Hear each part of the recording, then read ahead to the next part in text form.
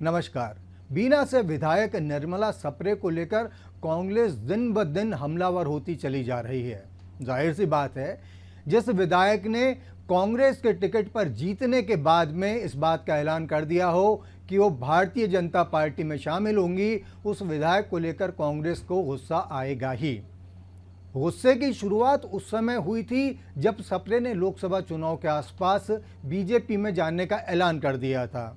मजे की बात यह है कि अब तक वो विधिवत बीजेपी में शामिल नहीं हुई हैं और ना ही उन्होंने कांग्रेस के विधायक पद से इस्तीफा दिया है, जबकि दल बदल कानून के तहत यदि सप्रे अपनी पार्टी बदलती हैं तो उन्हें विधायकी से इस्तीफा देना पड़ेगा। राज्य विधानसभा में नेता प्रतिपक्ष उमंग सिंघार ने इस मामले में इंदौर हाई कोर्ट की बेंच में जो याचिका लगाई थी, उस पर 9 दिसंबर को सुनवाई होगी और उसके पहले मध्य प्रदेश कांग्रेस के अध्यक्ष जीतू पटवारी ने सप्रे को लेकर गरजने वाले अंदाज में जो बात कही, वो सुनने लायक है। निर्मला सप्रे को आज नहीं तो कल इस्तीफा दे दे, उनका सम्मान बचेगा, अन्यथा उनको तो हटना ही है। बीजेपी जो लगातार दल बदल करी तो अब बहादुरी बताए, इस्तीफा दे, चुनाव में जाए, हम लड़ना चाहते हैं। वो डर क्यों रहे हैं, चुनाव से बच क्यों रहे हैं? अगर उनमें इतनी नैतिकता है, 1 साल के अच्छे काम हैं, उन्होंने जो दल बदल कराया वो वाजिब है, तो निर्मला जी का इस्तीफा कराओ, अन्यथा हम तो हटा के ही रहेंगे और चुनाव लड़ के ही रहेंगे और जीत के रहेंगे। दरअसल सप्रे तो इस लड़ाई में एक मोहरा है।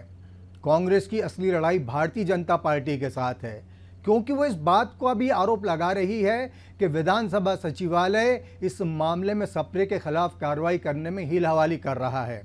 हालांकि खुलकर आरोप तो नहीं लगाए जा रहे, लेकिन प्रकारांतर से जिस तरीके की बातें सामने आती हैं, उससे लगता है कि कांग्रेस इस मसले पर राज्य विधानसभा के अध्यक्ष और senior BJP leader Narendra Singh Tomar के रवैये से भी कुछ नाखुश सी है। इसके चलते सप्रे को लेकर कांग्रेस ने भाजपा के खिलाफ इसे अपनी प्रतिष्ठा की लड़ाई का मामला मान लिया है। कांग्रेस का उत्साह में आना इसलिए भी स्वाभाविक है क्योंकि विजयपुर के उपचुनाव में रामनिवास रावत हार चुके हैं।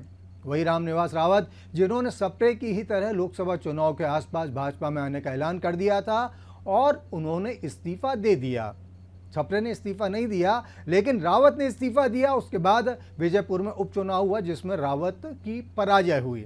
कांग्रेस इसके चलते उत्साह में है और वो पूरी ताकत से कह रही है कि सप्रे को सीट खाली करके चुनाव कराना चाहिए, हम वहां जीत कर बता देंगे।